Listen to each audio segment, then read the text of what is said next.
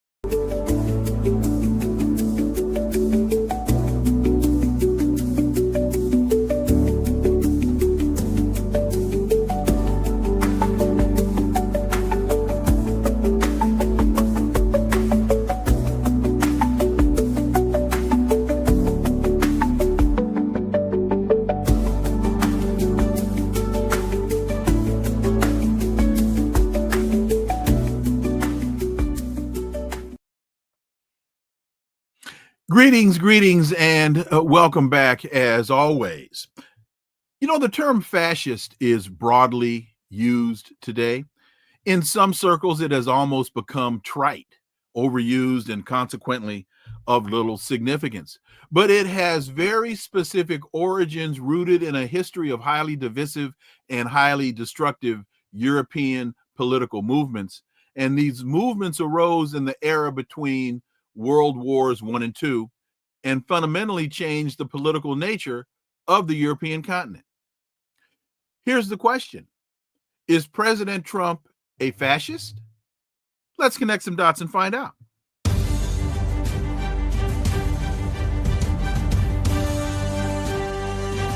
Connecting the Dots with Dr. Wilmer Leon, where the analysis of politics, culture, and history converge.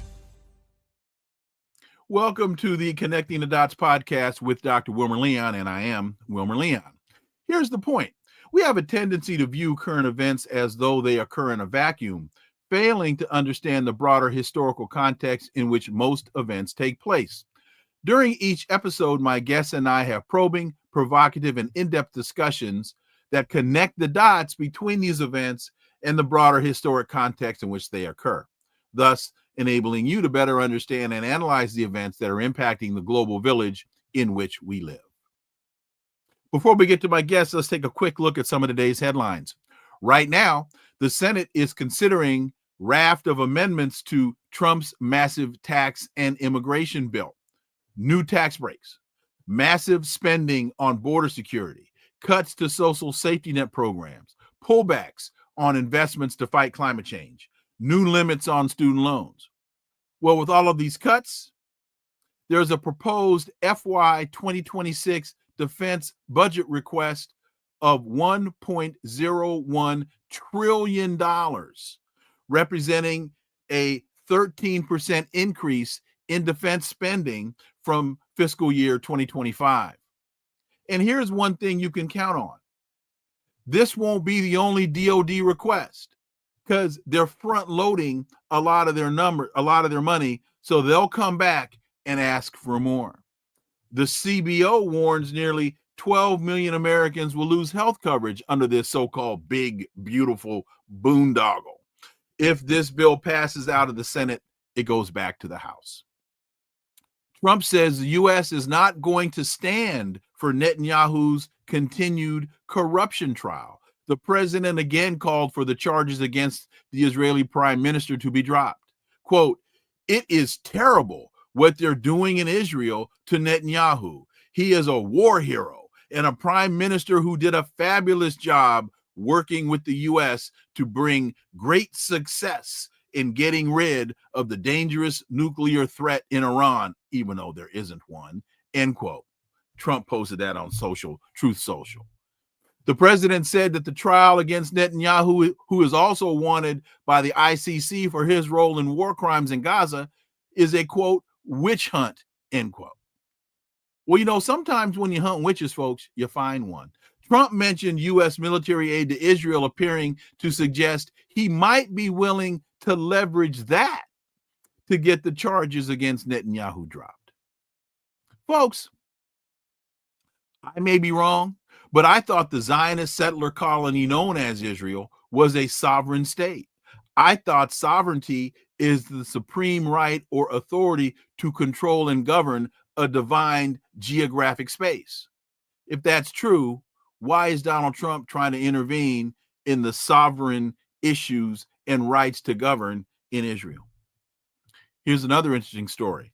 The U.S. must rule out more strikes before new talks, according to an Iranian minister interviewed by the BBC.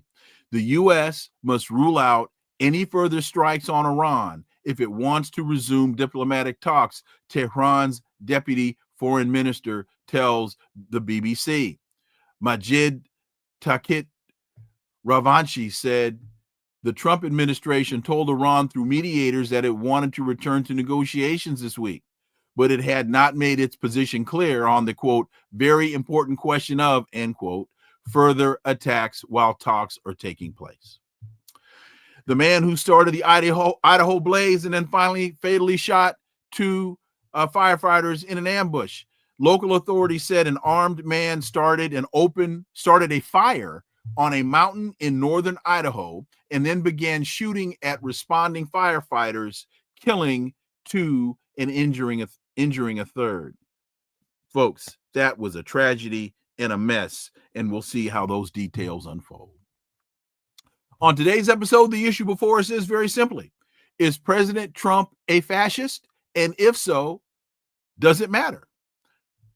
My guest is an independent investigative journalist and author of 3 books, The Frozen Republic, The Velvet Coup, and America's Undeclared War. His latest piece is entitled, Why Trump is Not a Fascist and Why It Matters. Daniel Lazare. As always, Dan, welcome back. For having me. And I believe you're joining us from your alma mater, the campus of Columbia University. I am. Well, I'm glad they let you on campus. Just barely. I was able to sneak through. First of all, before we get to your piece, any thoughts on any of the stories, the headlines that I mentioned? Yeah, I mean the big beautiful bill is a nightmare. It's a huge wealth transfer to the top 1% that will impact severely on working people and the poor. It is a dreadful step, and it just sort of signifies the ongoing decay of American politics. But Trump is very successful for the moment, and no one faces more problems as a consequence than Iran. I mean, Iran is essentially boxed in by the events of the last few weeks, and it's engaging in a show of defiance. But I think it realizes that there is plenty more firepower from the U.S. and Israel waiting to be deployed, and its options are narrowing. So I find the situation in the Middle East is increasingly grim and likely to get even worse. So the situation is bad on the domestic front and on the international front. On the Iran side, I think Israel realized that they got hammered. That their Iron Dome is an iron sieve.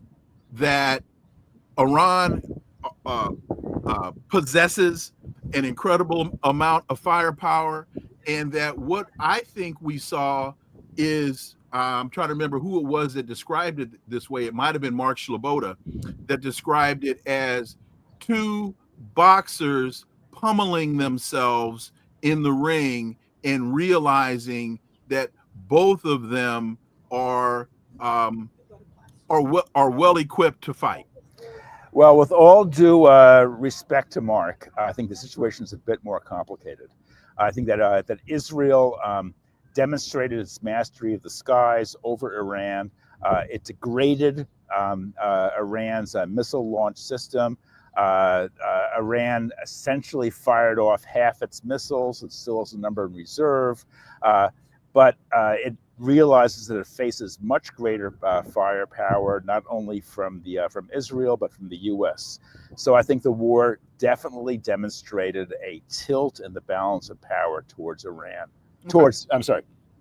correct that, towards Israel and the U.S. and against Iran. So I think that Iran is things are not. Iran is not in a good situation at the moment. Okay. You open your piece, Why Trump is Not a Fascist and Why It Matters, as follows. Have you heard? Donald Trump is a fascist. Lots of people say so. Joe Biden, Kamala Harris, Liz Cheney, gender theorist Judith Butler, even Trump's former White House Chief of Staff, John F. Kelly. And you write, quote, he's certainly an authoritarian, admires people who are dictators, so he certainly falls into the general definition of fascist for sure, end quote.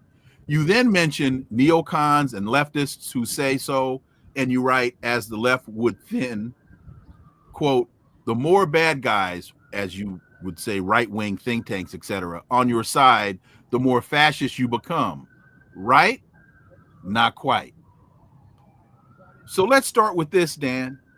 What is fascism? We hear it used a lot, but rarely is it clearly defined. Yeah. What is it?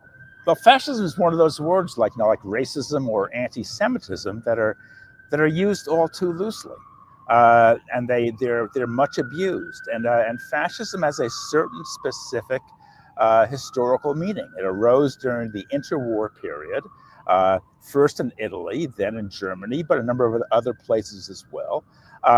It depended on the defining idea is a kind of a mystical union between the leader and the voke or the people.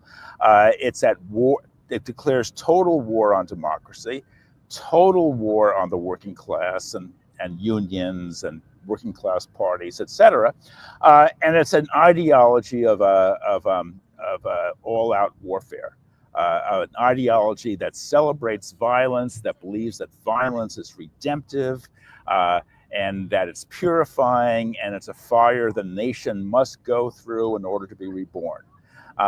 Mussolini said that, Hitler said that, and the world, as a consequence, was plunged into a historically unparalleled inferno between 1939 and 1945. In which, by the way, some 60 or 70 million people lost their lives. Simply put, the worst war in history.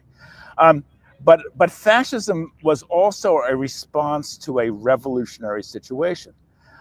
Italy was gripped by a workers' and peasant revolution in 1919 and 1921.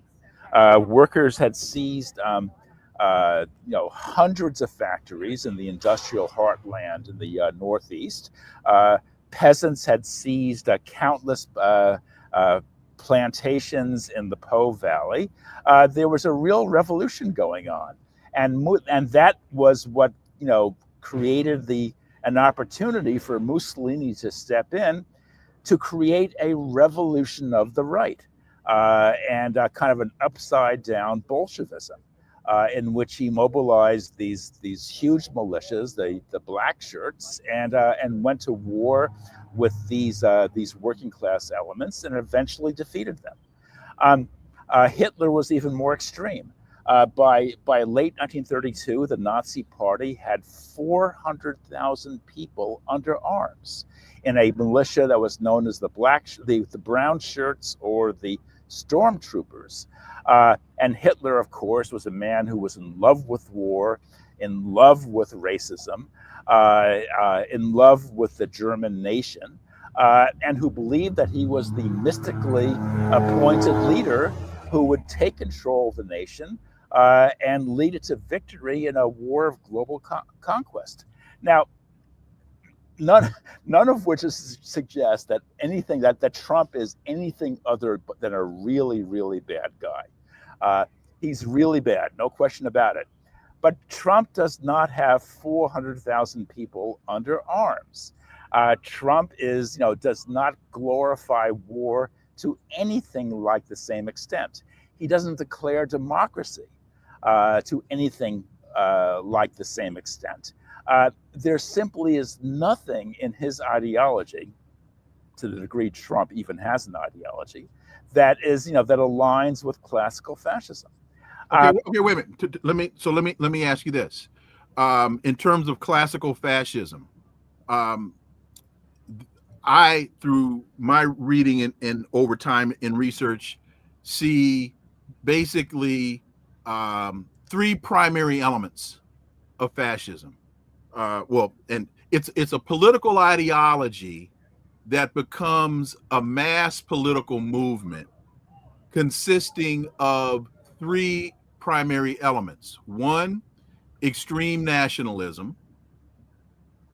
Two, fascist leaders believe in a supremacy of certain groups of people, and that supremacy can be based upon race. It can be based upon religion, ethnicity, nationality, and then also the third is an extreme militarism and a belief in the supremacy of the nation over the individual.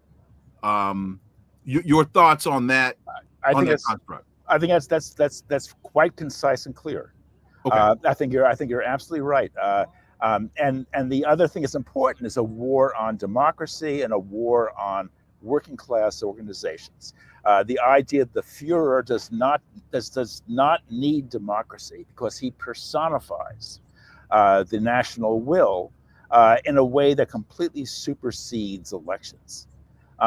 Hitler never won an election, even in March 1933, where they controlled the state and had banned the Communist Party. Hitler only got 42% of the vote.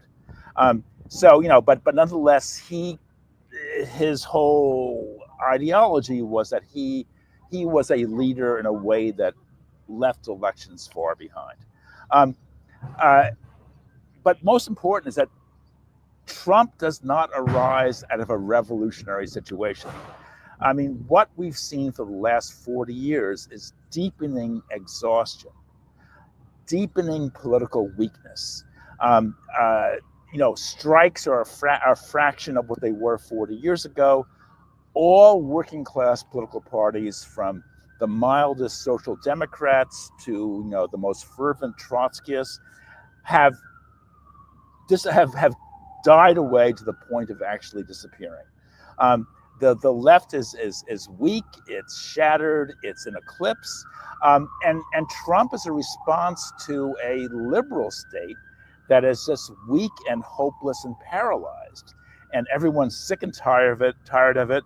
The Democrats' polls are plumbing new depths, and that's the situation. A situation comprised of enervation, exhaustion, paralysis that Trump has arisen, and that kind of makes him very much I wouldn't say he's an anti-fascist, but very much a non-fascist.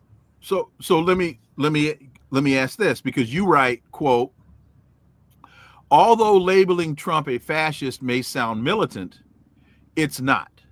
If right-wing warmongers like Cheney are reinventing themselves as anti-fascists, it's not in order to solve the problem of Trumpism, but to disguise how it arose.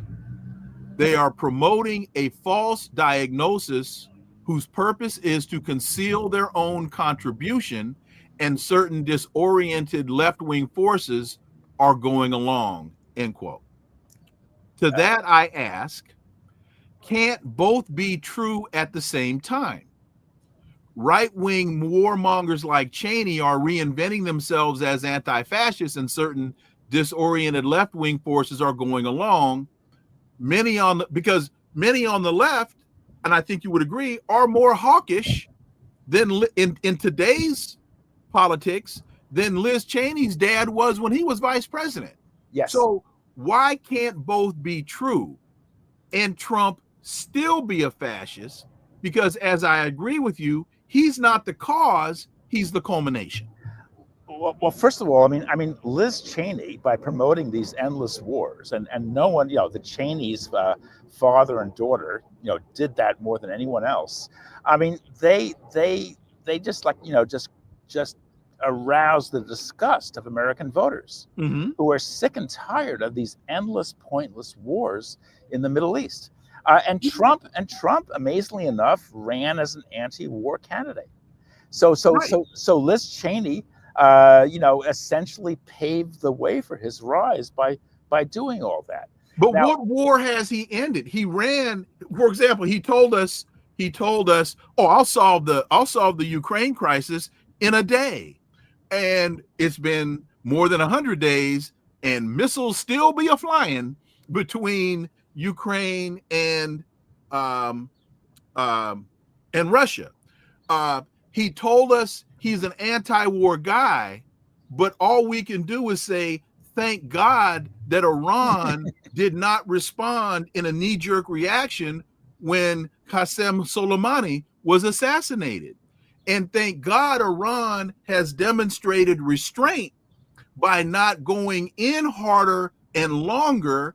Look at how long it took for them to respond.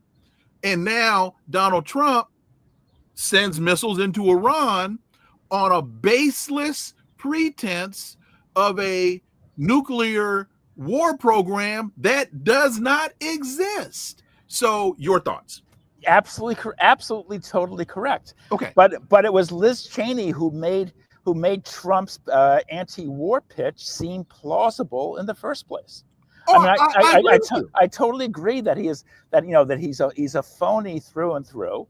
Okay. The guy really enjoys dropping bunker busters on Iranians. He really gets them off, no doubt about it. But it was Liz Cheney and others like her that made his anti-war pitch seem plausible in the first place, right? And therefore paved the way for his rise to power. And Democrats have, as I said just a couple minutes ago, Democrats, surprisingly to a lot of people, have become more hawkish than the Democrats. Than the Republicans. Than the Republicans, Yes. I totally agree. I mean, at this point, it's hard to tell the difference because now Democrats are taking issue with Trump's war in Iran, so the whole thing is totally confused. But I mean, Democrats spent Trump's first term attacking him for being too soft on Russia, and when Biden took office, the first thing he said is America is back, and within a couple of years, there was a full-blown shooting war going on in the Ukraine. So the Democrats have been hawkish in the extreme since roughly the 1990s, and that was what made Trump seem like an alternative. Then that was incorrect, but nonetheless, the Democrats made that message seem more plausible. So why then can't and I'm not arguing with you. I'm trying to flesh this out. So I agree with you on the Liz Cheney point. I agree with you on the hawkish nature of the Democrats, and they have moved. Ajamu Baraka says they have become the Democrats have become a right-wing party. They're two wings on the same bird. I agree. So why can't all of those things be true at the same time? That with all that being said and agreed to, that's true, and that Donald Trump is a fascist. Well, because he doesn't fit any of the normal characteristics of a fascist. He doesn't arise in circumstances that gave birth to fascism in the interwar period. And three, the big problem is that the reason Liz Cheney calls him a fascist is for the same reason that Democrats called him a Russian agent during his first term. And that is they wanted to paint Donald Trump as un-American. But can't they be right for the wrong reasons? Well, the thing is, he's not un-American. He's all too American. He is all too much a product of the great American political breakdown. That is my point. And to describe him as somehow an alien force who arose either from, by virtue of Vladimir Putin or arose by virtue of this un-American force called fascism, which we all know that Tom Hanks single-handedly defeated in Saving Private Ryan. That these are all attempts to portray Trump as un-American and therefore opposed to a society which is pure and sacred and problem-free, and whatever its troubles are, they all come from outside. Therefore, Trump is an outsider. He's a Russian puppet. He's a fascist, etc. But my point is that he's a product of a great breakdown from within, and that Cheney is trying to disguise that fact, as are Biden, Kamala Harris, and numerous others. And I wish to emphasize the American roots of Trumpism, because I believe that what's needed is a thorough revolutionary change at home. And talk of Trump as a fascist, I think, distracts attention from the real problem. So I agree with you that when the whole mythology of Trump being a Russian bot and all of that idiocy that not only came from Liz Cheney, but was echoed by Hillary Clinton and a lot of Democrats, that was all just bluster and baseless, and has been disproven on a number of fronts. But to your point about Trump can't be a fascist because he hasn't arisen out of the similar forces that brought fascism post World War I and World War II. In fact, let me see if I can find it where you write, contrary to such forces, fascism is not just authoritarianism, but a form of ultra dictatorship that arose in specific historic circumstances. In this case, the revolutionary upsurge that began in the final days of World War I.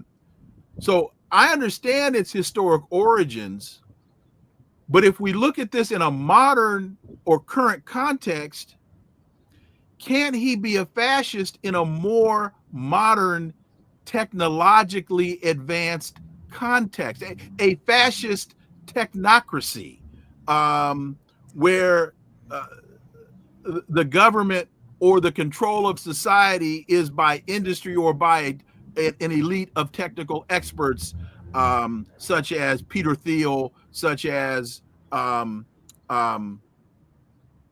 guy that owns Tesla, Musk, and those other South African technocracists. Yeah, he's really, really bad. I mean, he's really bad. I totally agree. I mean, Trump is a disaster. In fact, going back to the 2020, 2021, where some leftists were actually making light of the Trump threat.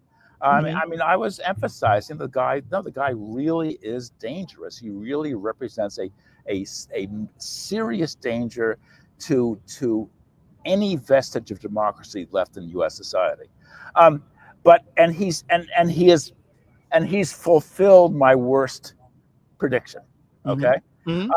So he's really bad. He is, America is entering into an oligarchy. I think it's entering into an outright dictatorship, where essentially we're living under one-man rule and all opposition is collapsing, especially in the courts, but on Capitol Hill as well. And that Trump is essentially dictating policy. He's becoming a dictator. But all I'm saying is that I'm saying three things. I'm saying that, number one, he doesn't conform to the true definition of fascism. He didn't arise in the situation that gave rise to fascism. In fact, in many ways, the current situation is the exact opposite of that which prevailed in the interwar period. And number three, people like Liz Cheney are using the F word in order to paint Trump as a foreign interloper, when my whole point is that he is completely and totally American. He is a made at home political disaster, and the problem can only be fixed when American political structure is completely revolutionized from top to bottom and completely democratized from top to bottom. And until that is done, Trump will go from victory to victory. And these god-awful, stupid Democrats, whom everyone just loathes, will wind up playing into his hands all the more.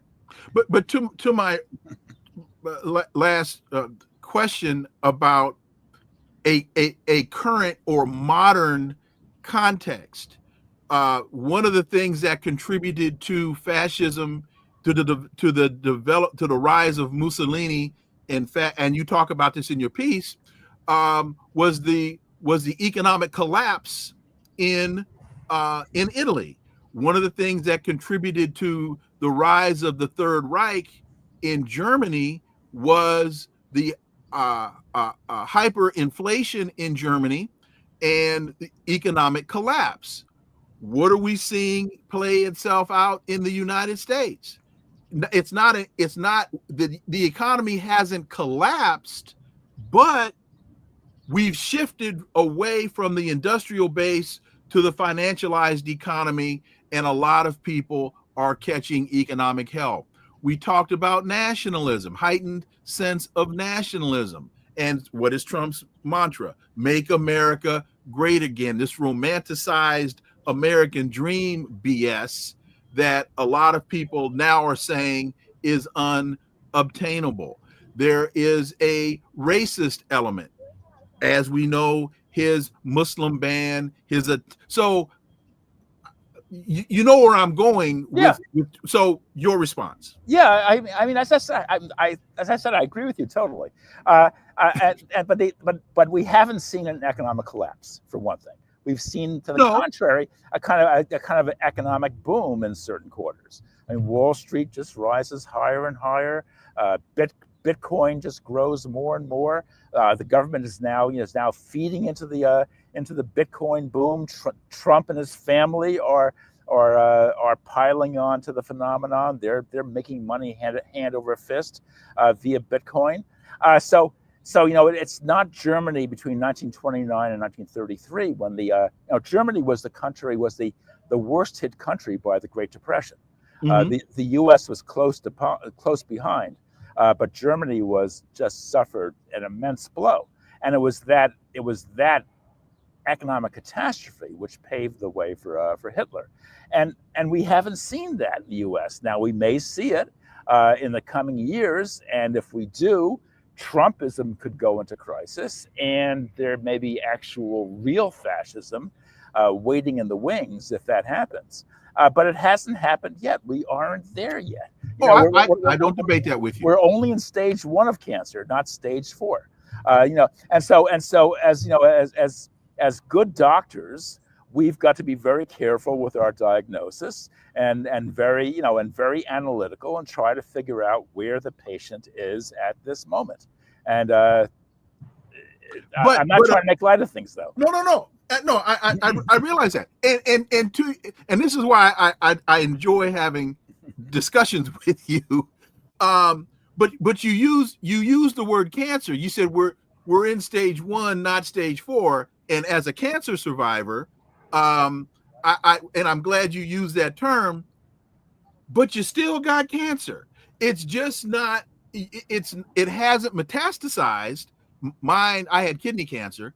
And mine did not, thank God, did not metastasize. So, are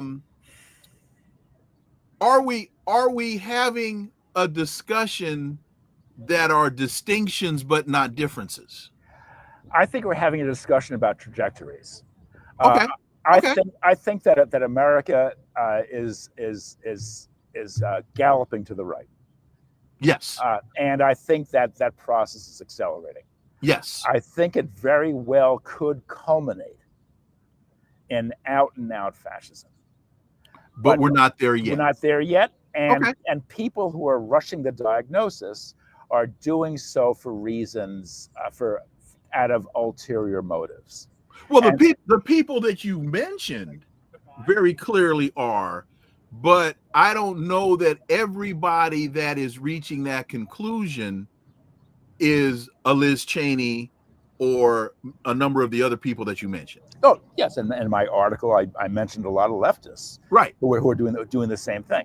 But I think it's a misdiagnosis at this moment. Not saying that America couldn't be headed in that direction.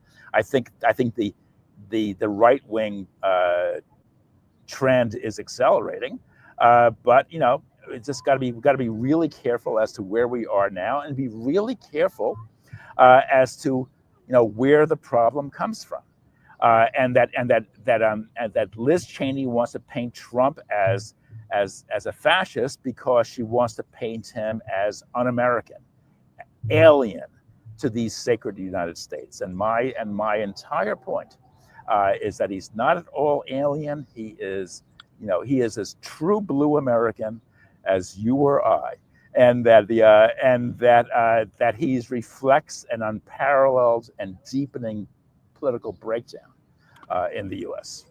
I don't know if I would even say that Donald Trump is that American, because he is so transactional, that he is interested in Donald Trump.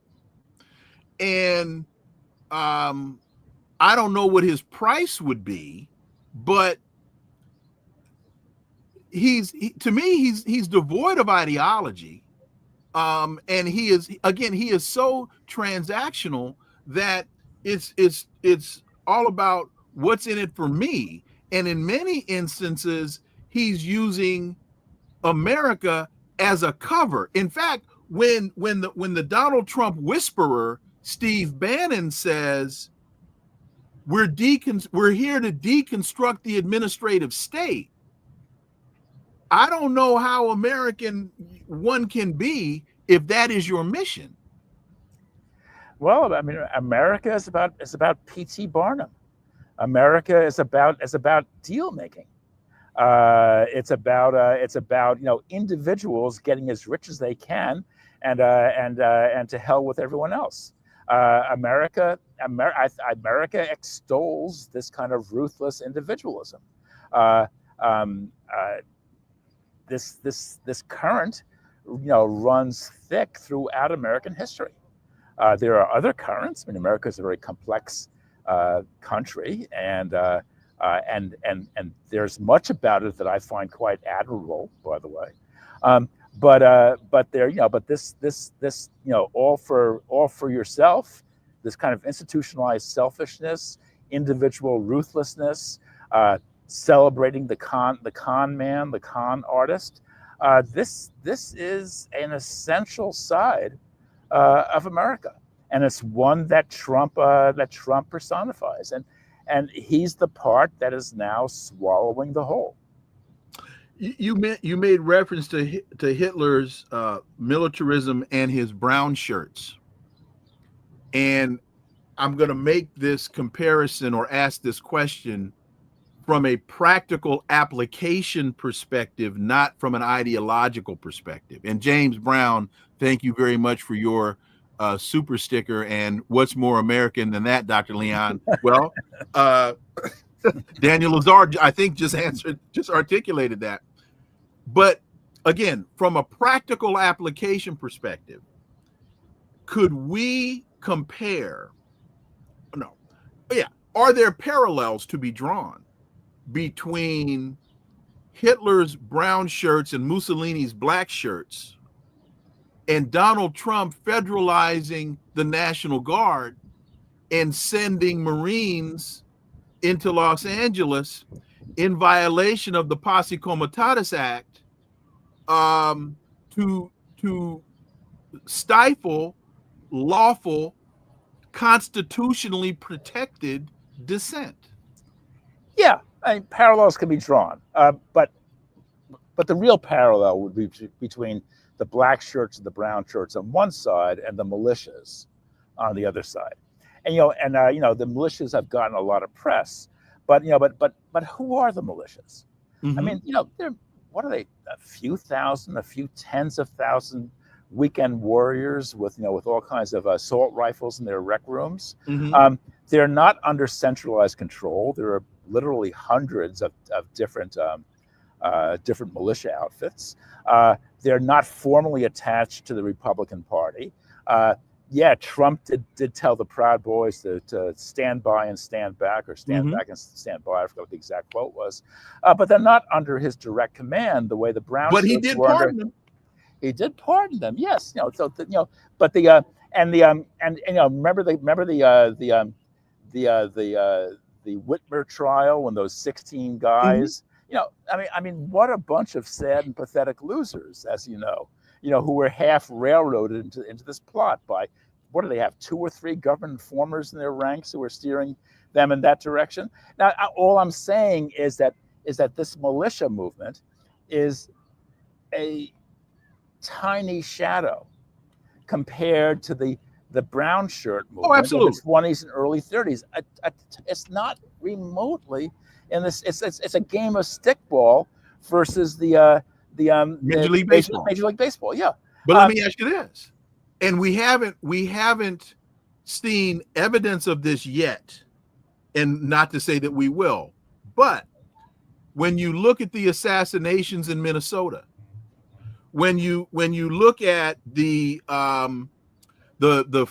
guy in Idaho that just started this fire and then killed 2 firefighters, we seem to be moving in a much, when we look at Dylan Roof in South Carolina with Mother Emanuel AME, we're seeing a move towards greater violence. Yes, I totally agree. But again, I think it's still an immense quantitative and qualitative difference. Okay. I agree. All the trends are in that direction. But remember, in Germany there were hundreds of killings per week at the height of the street fighting. You had immense street battles that were taking place, and that is just not taking place now. The things are not remotely at the same direction. They aren't remotely the same quality. So all I'm saying is is that stage 1 cancer is not the same as stage 4 cancer. But if you ignore stage 1, absolutely.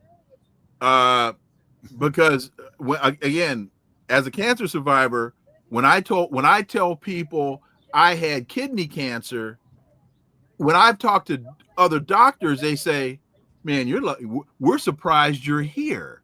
Barry Bonds, Bobby Bonds' dad, died from brain cancer, and I know this because I had these conversations with him. But before he had brain cancer, he had lung cancer, and before he had lung cancer, he had kidney cancer. Yeah, I mean, I'm glad you're still with us, Leon, and Wilmer, and I'm glad you made it through. Thank God, and thank modern science. But we still have got to be very careful in our diagnosis. That is true. In order to arrive at the proper mode of treatment. So what does Project 2025 tell you? What does Project 2025 indicate to you relative to the objectives and the goals and the mission of Donald Trump and his acolytes? He's creating a militant right-wing authoritarian state. He wants to turn the entire federal apparatus into a right-wing battering ram. And let me quote you here. The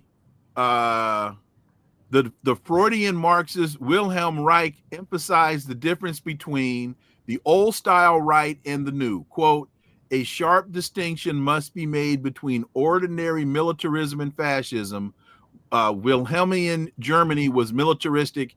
It was not fascistic." And then you also earlier make the point about, authoritarian. Contrary to such forces, fascism is not just authoritarianism, but a form of ultra dictatorship that arose in specific historical circumstances.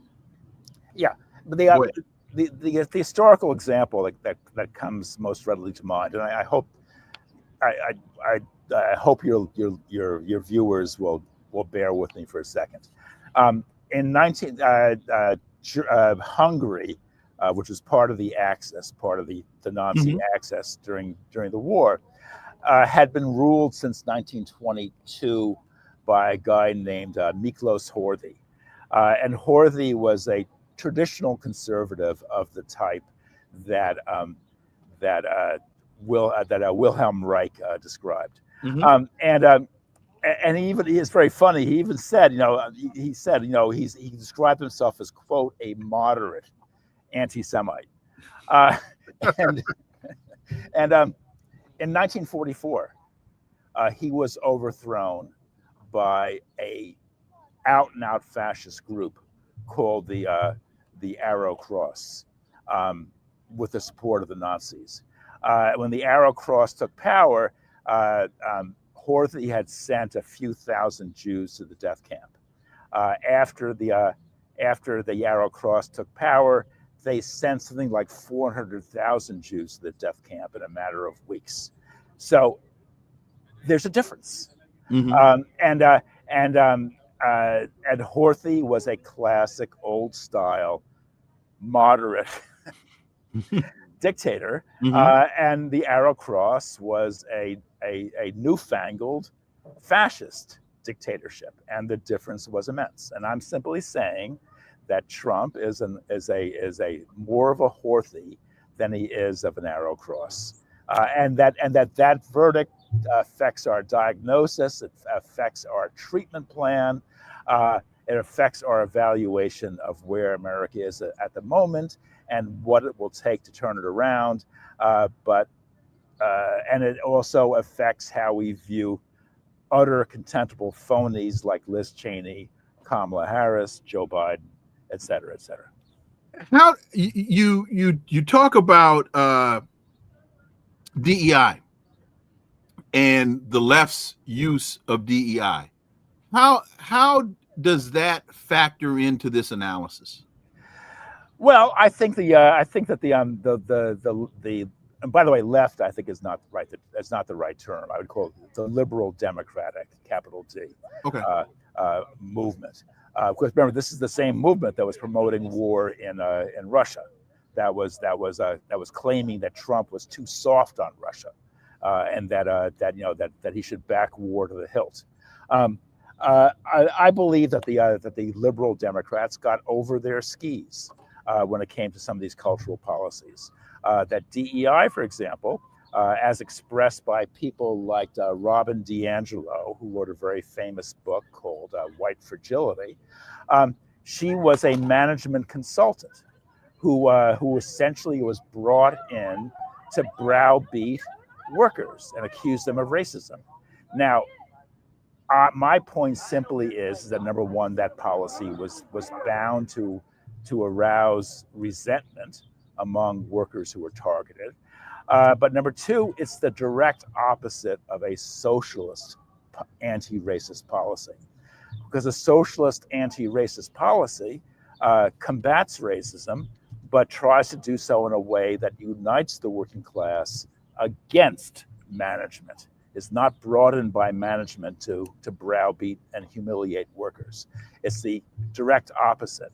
And that those policies were very unpopular, alienated workers, made it seem that the Democrats were on the other side, and Hillary Clinton's rhetoric about a basket of deplorables, added to those feelings, and it was those policies which also ended up, clearing a path for Trump. I'm not sure if this is your point, but one of the things that I took away from reading that segment was too much concern about the so-called fragility and sensibility of white folks.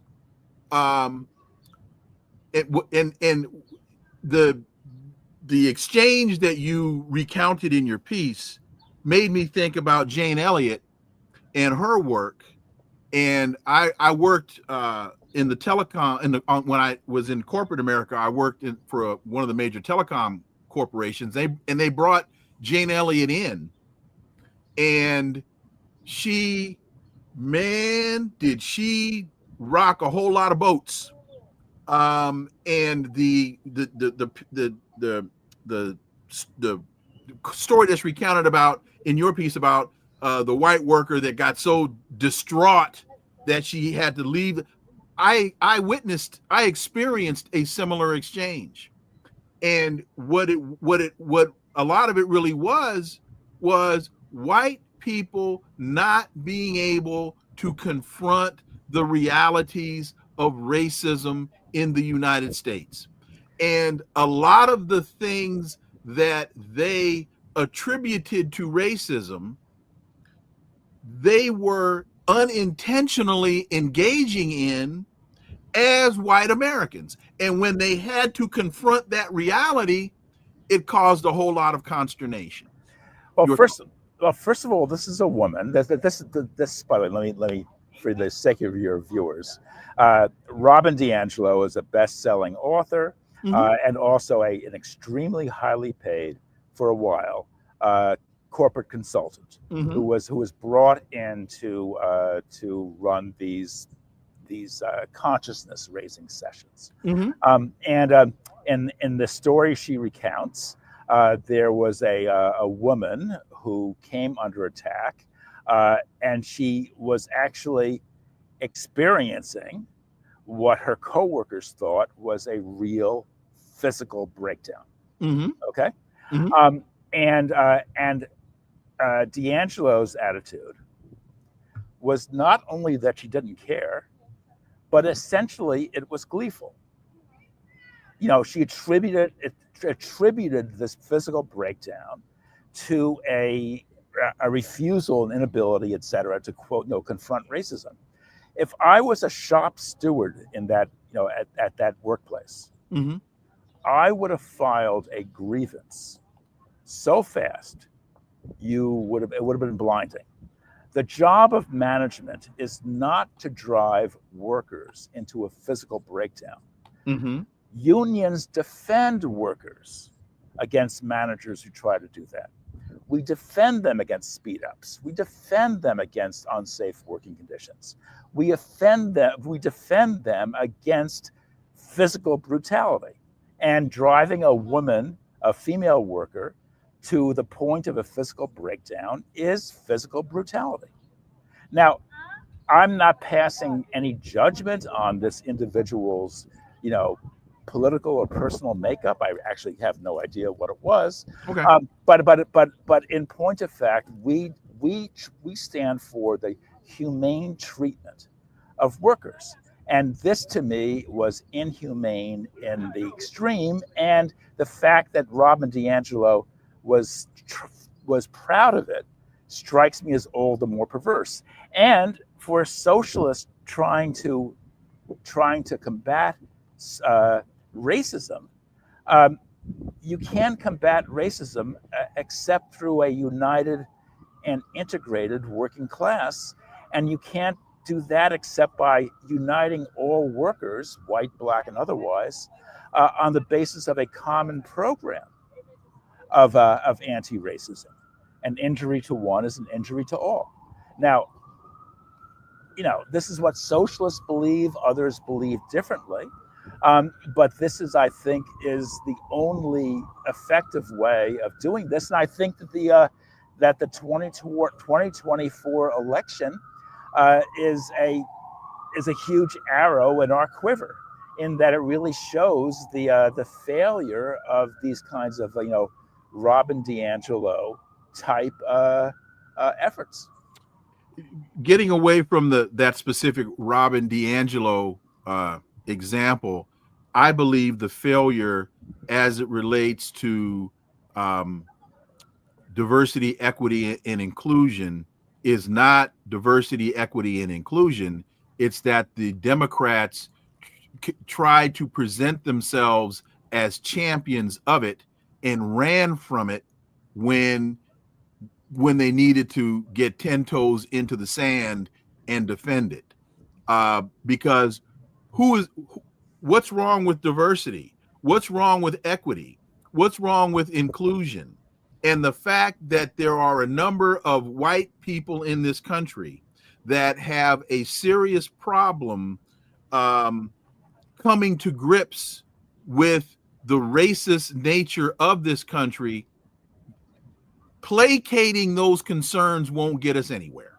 Yes, but first of all, I believe that DEI was used in a way to reinforce the preeminence of the Democratic Party elite, and I think that's what made it so unpopular. And I think that's why you saw a significant swing among black voters for Trump, because they were PO'd about the Democrats' misuse of these policies. They believed they were using them in a self-serving manner. That was actually, we're saying the same thing. That was actually contrary to the interests of black voters. So you saw a significant number of black voters who went over to Trump. Now, I'm not saying they were right, but nonetheless, I'm saying that the logic behind their move was, you know, there was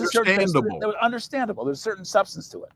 Yeah, and you know, and the same thing with Clinton's basket of deplorables. You know, she didn't just say that once. Mm-hmm. She said it dozens of times at upscale fundraisers. Correct. And in Beverly Hills, Martha's Vineyard, Upper East Side of Manhattan, et cetera, et cetera, et cetera. And it was and there was applause every time she used it. Okay. Now, I'm not saying that the average American doesn't have views that are deplorable in many respects, but clearly what Hillary was saying is that we in the top 1% are non-deplorable, and all those people in the bottom 50, boy oh boy, are they deplorable. And a lot of minorities, you know, who are in the bottom 50s, you know, thought that she was talking about them. And that is my point. You can't. Well, that's. I'm sorry. That's all I'm saying. So, as we wrap up, what are the three most important things that you want the reader to walk away from having a better understanding of after having finished your piece? I want people to understand that, number one, that Trump is very bad. That America is breaking down, and Trump is reflective of that breakdown, and that the only force capable of combating him is the working class, the multiracial, multi-gender working class, that requires working class unity, that we don't want the Liz Cheneys and Joe Bidens and Kamala Harris's to return to power. We want to keep them out of power. We want a new government, a new republic, which will essentially rebuild American democracy from the bottom up. You know, if I just give one more minute, if I may. Sure. Yeah. You know, the whole structure is rotten, undemocratic, and racist through and through. The Electoral College favors lily white agricultural states like the Dakotas and Vermont. The Senate. Explain how. Explain how you believe that to be true. Well, not many black people live in Vermont. Not many black people live in the Dakotas, for one thing. Number one, the Dakotas are, thanks to the Electoral College, gives each state one vote for every senator and congressman they have. Oh, okay. So therefore, Wyoming is only entitled to one congressman, one representative, because they've got a population of under 600,000. Yet they have got 3 electoral votes. California, which has 70 times Wyoming's population, essentially has 55 electoral votes, which is roughly 1/3 or 1/4 less than it should have if they were accorded equally. The Senate gives 2 votes to every state, regardless of population. So therefore, half the country lives in, 54% of the country lives in just 10 states, even though, which are outvoted by the minority in the other 40. And something on the order of 72% of US minorities, Blacks, Hispanics, Asians, etc., live in those same 10 states. So they are outvoted equally by a much wider minority, and the gerrymandering in the House accomplishes the same thing. Now, if you fix that, if I had a magic wand and fixed all that overnight, that would do such wonders for racial equality and democracy. You know, that it would make all these other efforts, DEI, for example, a thing of the past. They would just outshine them so dramatically. To have one person, one vote, truly irrespective of race across the board. These imbalances, I have been obsessing about these imbalances for the last 30 years. I scream and holler about them at every opportunity, and except for you and a few others, no one gives me the time of day. But however, I think they are extremely important. They are of vital importance. And I think this is the kind of undemocratic structures that we should be mobilizing against. And we should demand a democracy based on one person, one vote across the board. Daniel Lazare, thank you very much for your time today. Greatly, greatly appreciated. I will continue to give you the opportunities to speak, because I think diversity of thought, diversity of approach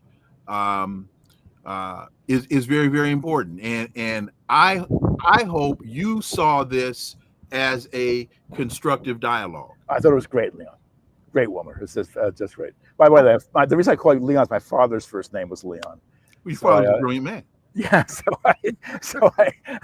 I guess I view you as a father figure. I don't know what. Okay, well, let me just say, my mother called my father Leon. Most folks that I went to Hampton with don't even know my first name is Wilmer, because most of the people at Hampton call me Leon. So I appreciate it, Dan. And folks, the piece is why Trump is not a fascist and why it matters. And where can people find it, Dan? It's on a website called permanent-revolution.com. Daniel Lazare, thank you so much. As always, greatly appreciate it. Look forward to having you back.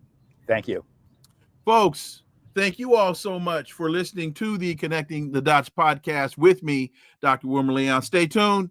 New episode tomorrow. Dr. Jemima Pierre is going to join us, because we're going to be talking about Homeland Security and removing the protection for Haitian immigrants, over 500,000 Haitian immigrants in this country. Dr. Jemima Pierre will join us tomorrow. Please follow and subscribe. Those of you that are viewing on other platforms, please go to YouTube and subscribe. Become a subscriber on YouTube. Leave a review. Share the show. Follow us on social media. All the links, of course, are below in the show description. This is where the analysis of politics, culture, and history converge. Because remember, talk without analysis is just chatter. And we don't chatter here on Connecting the Dots. Why? Because this is a rhetoric-free podcast. See y'all tomorrow. Until then, I am Dr. Wilmer Leon. Have a blessed remainder of your day. Peace. I'm out.